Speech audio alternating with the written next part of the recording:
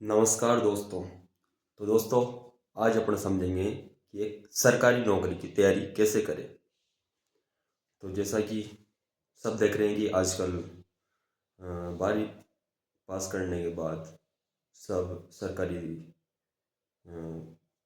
एग्ज़ामों की तैयारी में लग जाते हैं। और इसमें अलग अलग फील्ड में बहुत सारे एग्ज़ाम हैं। स्टेट लेवल के, सेंट्रल लेवल के, स्टेट लेवल के जो आरपीएससी, जैसे राजस्थान में आरपीएससी, आरएसएम, एसएसबी, कर्मचारी चयन बोर्ड, और आरपीएससी करवाती हैं। इसके अलावा जो सेंटर के बड़े बड़े एग्ज़ाम करवाती हैं, एसएससी, एसएससी सीजीएल, यूपीएससी वगैरह, रेलवे वगैरह के। तो दोस्तों, पिछले वीडियो में हमने जाना था कि एक बच्चे को 10वीं पास करने के बाद क्या क्या करनी चाहिए। करियर ऑप्शंस बताए थे अपन ने अलग अलग। तो शायद वो जिन्होंने भी देखा होगा, छोटे बच्चों ने देखा होगा, उनके माता पिता ने देखा होगा, तो एक समझ में आया होगा। एक बच्चे को वो काम करने देना चाहिए जिसमें उसका पैशन हो, जो उसका अच्छा लगे, चाहे किसी भी फील्ड में जाए। अब ये ज़रूरी तो नहीं दोस्तों कि जो भी पढ़ते हैं सब सरकारी नौकरी लगे, सरकारी नौकरी से ही सबका काम चलेगा, ऐसा नहीं हो सकता। इस देश में अलग अलग व्यवसाय, अलग अलग काम धंधे के लोग रहते हैं, सबको अपना अपना काम करना पड़ता है, उससे मिलकर देश चल रहा है। बहुत से बिजनेस करने लग जाते हैं, प्राइवेट सेक्टर में काम करने लग जाते हैं, तो हर टाइप का काम। तो आज अपन मेन मुद्दे पर आते हैं कि सरकारी नौकरी कैसे करें। उसके लिए थोड़ा सा मैंने रिसर्च भी किया है, खुद का एक्सपीरियंस भी है, इसके अलावा और भी चीज़ें। तो दोस्तों, आप कोई भी सरकारी नौकरी की तैयारी करते हैं तो ये ज़रूरी नहीं है, पहली चीज़ तो समझ लो, डिग्री या डिप्लोमा ज़रूरी नहीं है। आप कोई सीधी वैकेंसी आती है उसमें भी कुछ कर सकते हो और बहुत अच्छी जॉब लग सकते हो। जो सीधी भर्तियाँ होती हैं, आरएस, एसआई, आईएएस वगैरह, इसके अलावा और भी बहुत सी सीधी भर्तियाँ होती हैं जिसमें किसी डिग्री डिप्लोमे की ज़रूरत नहीं होती। इनको भी बहुत अच्छी तैयारी के साथ आप पास कर सकते हो। इनके अलावा बाकी जो अपने अपने फील्ड में करते हो तो करते ही। तो किसी भी सरकारी नौकरी की तैयारी करते हो आप, सबसे पहले उसके सिलेबस, जो एग्ज़ाम का सिलेबस है, एग्ज़ाम के सिलेबस को अपने सामने रखें। सिलेबस में जैसे किसी की भी आप तैयारी कर रहे हो तो जीके जीएस तो सब में आता है। राजस्थान से लेकर किसी भी स्टेट पीसीएस से लेके मास्टर, पुलिस पटवारी, इनके एग्ज़ाम से लेकर आईएएस, आरएएस तक के एग्ज़ाम में सब में क्वेश्चन आते हैं राजस्थान जीके के, मतलब सॉरी, राजस्थान वाले में राजस्थान जीके के, अलग अलग स्टेट में अलग अलग स्टेट का जीके, इंडिया वाइड जीके। तो दोस्तों, उसमें भी आप जिस एग्ज़ाम के जिस लेवल की तैयारी कर रहे हो उसके हिसाब से सेलेक्टेड मैटर पढ़िए। जैसे आप अगर राजस्थान में किसी पुलिस पटवारी, first grade, second grade, RSSI की उसकी तैयारी कर रहे हो, तो जो नॉर्मल एग्ज़ाम्स है उनमें जो राजस्थान जी के आता है, मेरे हिसाब से आप एक बार कोचिंग कर लीजिए उससे संबंधित। कोचिंग में बढ़िया कोचिंग आपसे, अगर आप कोचिंग ऑनलाइन करते हो तो ऑनलाइन कर सकते हो, इसके अलावा ऑफलाइन कर सकते हो। एक बार कोचिंग कर लीजिए, उसको आपको पूरा फॉर्मेट समझ में आ जाएगा, पूरा तरीका समझ में आ जाएगा एग्ज़ाम का, क्या क्या चीज़ें हैं। अब ये ज़रूरी नहीं है कि आपको कोचिंग के ऊपर डिपेंड रहना है। कोचिंग के ऊपर डिपेंड रहोगे तो आपका नहीं हो पाएगा, क्योंकि बहुत से एग्जाम्पल देखे हैं मैंने, उनका नहीं हो पाता। रीज़न क्या है क्यों नहीं हो पाता? क्योंकि कोचिंग तो कर ली, लेकिन नोट्स पढ़ा लिए, इतिहास पढ़ लिया, सारा भूगोल पढ़ ली, जोग्राफी, कला संस्कृति पढ़ ली, सारी चीज़ें पढ़ ली, नॉलेज उनको हो गई लगभग, लेकिन आपको उसको एग्ज़ाम में कैसे करना है, एग्ज़ाम में जाके तो फेल हो जाते हैं, वो उसे नहीं कर पाते। तो उसके पीछे क्या रीज़न? आप सबसे पहले सिलेबस, एग्ज़ाम का सिलेबस उठाइए, सिलेबस में जो जो भी चीज़ें हैं उनको रखिए, और सिलेबस, और इसके अलावा जो पुराने एग्ज़ामों में आई हुआ प्रश्न है, पुराने एग्ज़ामों जैसे कितनी बार इसका एग्ज़ाम हुआ है, कब कब कौन सा पेपर हुआ है, तो उन पेपर को उठाइए, उनमें कैसे कैसे क्वेश्चन बन रहे हैं उनको देखिए। अगर आपने पूरा सिलेबस पढ़ लिया तो उस पेपर को, जैसे एग्ज़ाम में आप पेपर देने जाओगे वैसे ही आप उसको सोल्व कीजिए पूरा टाइम लगा के। जैसे एक किसी भी एग्ज़ाम में, किसी में 150 प्रश्न आते हैं, किसी में 180 आते हैं, किसी में 200 आते हैं, लगभग किसी भी एग्ज़ाम में 1 या 1.5 मिनट का एक प्रश्न को करने का टाइम मिलता है।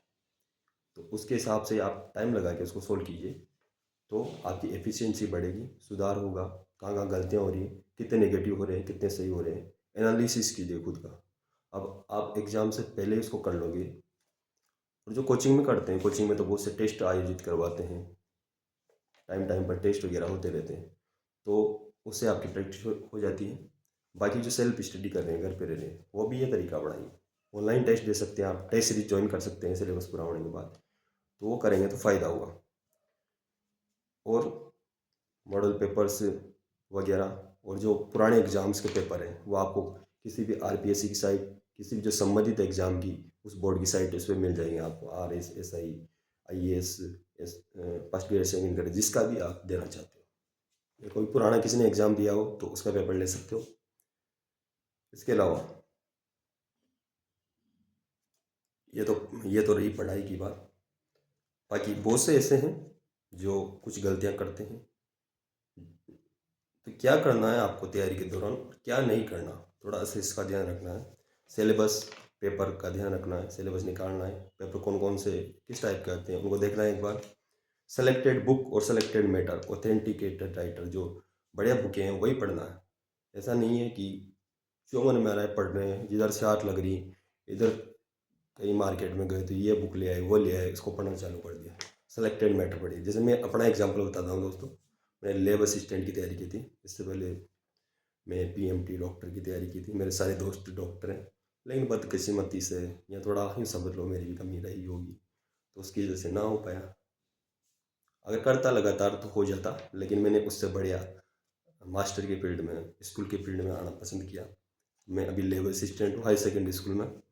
तो उसमें क्या किया था, जो मैंने तैयारी की थी ना, तो दोस्तों अब बहुत कंपटीशन है। एक कंपटीशन बहुत है। साइंस की तो 500 सीटें थी, टोटल 700-800 के आसपास सीटें थी। तो दोस्तों 500 सीटें थी, उसमें अब आपको पता है 12वीं पास सीधी भर्ती रहती है। लेबर असिस्टेंट सब दे सकते हैं, ज्योग्राफी, मैथ, साइंस, एग्रीकल्चर वाले सब दे सकते हैं।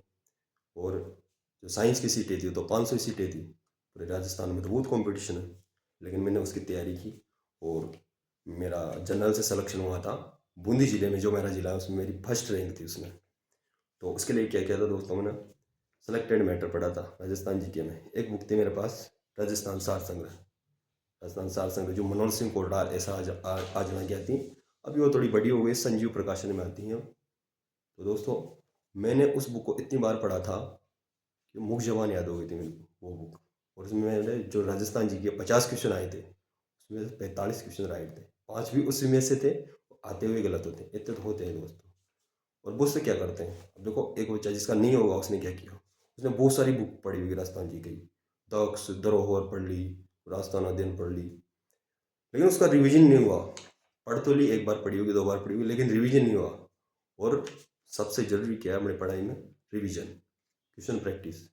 प्रैक्टिस मैक्स परफेक्ट, है ना। आप जितनी प्रैक्टिस करोगे, तो मैंने इतनी बार उसका दौरान किया था कि सब चीज़ें जीके में याद हो गई थी।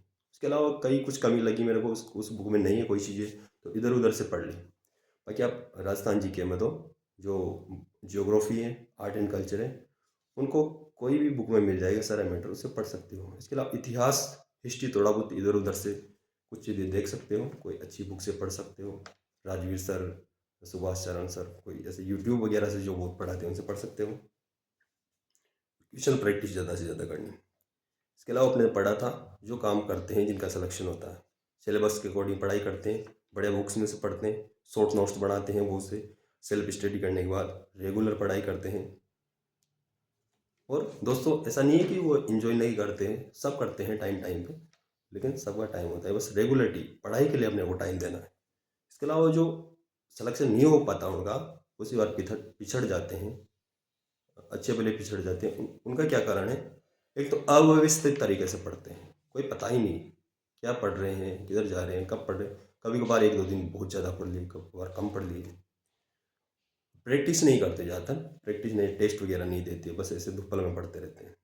उसके अलावा रिवीजन नहीं करते टाइम टू टाइम। रिवीजन नहीं करोगे तो जो पुरानी चीज़ें उनको भूल जाओगे। इसके अलावा लोड नहीं लेना ज़्यादा पढ़ाई के टाइम पे, ये नहीं सोचना, थोड़ा बहुत लोड लेना इतना कि काम हो जाए। अगर ज़्यादा लोड लोगे तो डिप्रेशन में आ जाओगे, बीमार भी हो सकते हो। वो से टेस्ट नहीं देते, टाइम के अनुसार पढ़ाई नहीं करते, कोई चीज़ पढ़ तो रहे हैं, 1 घंटे की चीज़ है उसमें 4 घंटा लगा रहे हैं। एक जो क्वेश्चन है, एक एक 1.5 मिनट में सोल्व करना है, उसमें 4-5 मिनट लगाते हैं। तो अगर ऐसा ही चलता रहेगा ना, तो एग्जाम में नहीं हो पाएगा, वहाँ प्रेशर होगा, नेगेटिव मार्किंग होगी। तो इसके लिए प्रैक्टिस करनी है ज़्यादा से ज़्यादा, टाइम लगा के पढ़ाई करनी है। सिलेक्टेड बुक ही पढ़नी। और एक दोस्तों और भी चीज़, एक स्टूडेंट लाइफ में एक अच्छी दिनचर्या, एक अच्छा स्वास्थ्य भी ज़रूरी है। अगर आप अच्छा खाते हो, अच्छा खाना खाते हो, फल फ्रूट्स वगैरह खाते हो, प्रोटीन वगैरह फूड लेते हो, दूध वगैरह सारी चीज़ें, हरी सब्जियां, फल फ्रूट्स वगैरह खाते हो, तो आपका स्वास्थ्य बेहतर होगा। थोड़ा योगा कीजिए, एक्सरसाइज कीजिए। उसके लिए ज़रूरी नहीं कि जिम जाने की ज़रूरत है। आप योगा कर सकते हो, देसी एक्सरसाइज कर सकते हो, सपाटे, कार्डियो, रनिंग वगैरह। ये अगर आप डेली करोगे ना, तो आपका शरीर भी फिट रहेगा और आप माइंड भी सही रहेगा, और आपकी कोई छोटी मोटी बीमारियां भी नहीं आएगी पास में। इसके अलावा एक बहुत ख़राब आदत है फ़ोन की। फ़ोन में क्या है, अगर आप डिस्टर्ब हो रहे हो, इंस्टाग्राम, फेसबुक वगैरह अगर आप डिस्टर्ब हो रहे हो, तो उसको अनइंस्टॉल कर दीजिए या कहीं छुपा के रखिए, आपको दिखा नहीं। बहुत से इनकी वजह से बहुत ज़्यादा डिस्टर्ब होते हैं आजकल इंस्टाग्राम वगैरह। तो बच के रहिए दोस्तों इन सब चीज़ों से। तो दोस्तों, मेरा यही कहना है कि आप बेफिक्र होकर पढ़ाई कीजिए, एक व्यवस्थित तरीके से पढ़िए। सारी चीज़ें बता चुका हूँ मैं। और आप किसी भी फील्ड में तैयारी करें, आप सफल होगे। और टेंशन नहीं लीजिए, मेहनत कीजिए, बस मेहनत करना अपने हाथ में है, और बाकी ऊपर वाला देख लेगा। और वो अपने अपने को वो देता है जो अपने लिए अच्छा होता है, ना कि अपने को अच्छा लगता है। सब टाइम पे सबको अच्छी चीज़ देता है भगवान। तो धन्यवाद दोस्तों। अगर आपको अच्छा लगे तो वीडियो को लाइक कीजिए, शेयर कीजिए, और भी बहुत से भाई लोग देख पाए, उनका फ़ायदा हो पाए। धन्यवाद।